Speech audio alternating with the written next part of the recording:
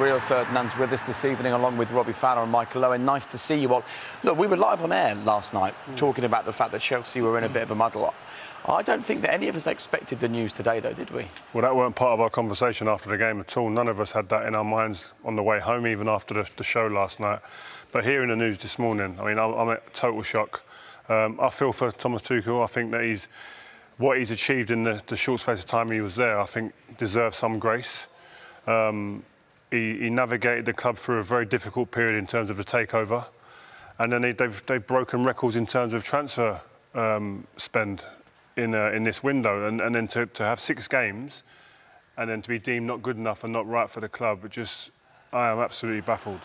One of those bits of news, Robbie, that makes you question your desires to be a manager?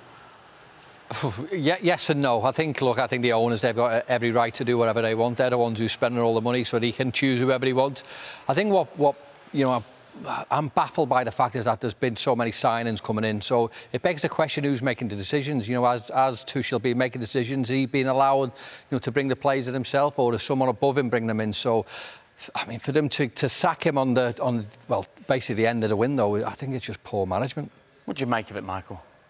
Yeah, exactly what the lads say, really. Quite strange, strange timing. I thought he'd get more grace. As Robbie says, the transfers and the amount they've spent, I know Robbie mentions, has it been coming from above? But who is above? I mean, the likes of Peter Cech has left the club, and a lot of people around that sort of, that area of the club has left. So it leads you to believe it can only be the new owner. And would he have the understanding of the game to be signing these? Somebody must be in his ear. So, very strange situation. I thought he was really brilliant when he first came to the club. I was, taken by him. I thought he's going to be a real success. Well, he was. Sad to see. He was a success, wasn't he? Look, I saw an interview with him from a few months ago.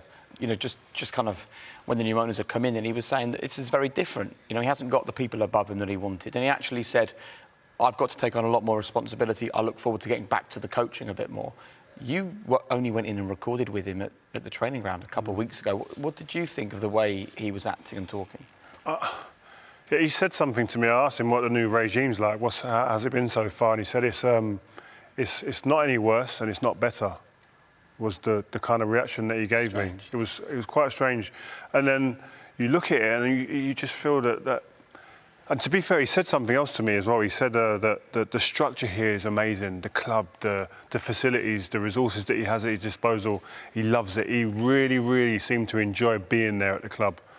And so that's what I mean. You fast forward to where we are today, it just doesn't make sense to me. You look online and you see all of the Chelsea fans, they're disgruntled, they're not happy, they're confused.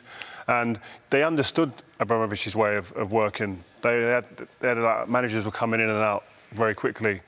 But this is a new regime and they didn't expect this, and when people are startled or surprised with something, it does lead to a little bit of unnerving. So we've now got Graham Potter as the favourite. The reports, I saw David Ornstein earlier saying that the club are going to talk with him. We haven't had any confirmation whether that's happened today. But it's really interesting now, isn't it? Because whoever takes this job goes into an amazing club with amazing fans, an incredible squad and a great training facility. But they also go into a club where there's been this real huge change in the last few months, and you kind of look at the structure and think, what is there above the manager? Can anyone work in this way?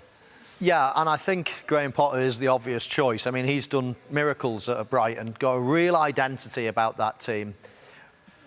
But he would be going in from a real safe environment where he's liked, where he's respected, where he's building something, to a volatile place where they sack the manager left, right and centre.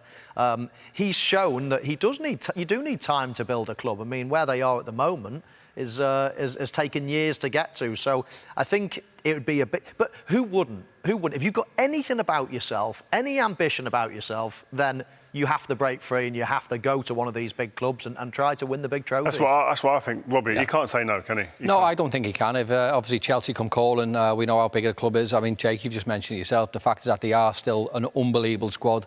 OK, they've had a few indifferent results this year, but as a player, we all wanted to play at the top. We all want to be the very best we can. And as a manager, regardless of where you are, your aim is to get to the top.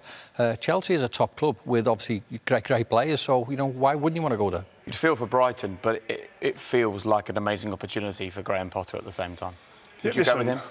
Yeah, I think you don't get into this line of work without having aspirations to be at big, massive clubs who can actually get their hands on trophies. No disrespect to Brighton, they're a fantastic club, but at different levels and different ends of the spectrum compared to Chelsea. Their model is about growing players, recruiting players for a low level and selling for big. That's what they've been doing. Cucurella went to Chelsea for 60-odd million. Their model is very different.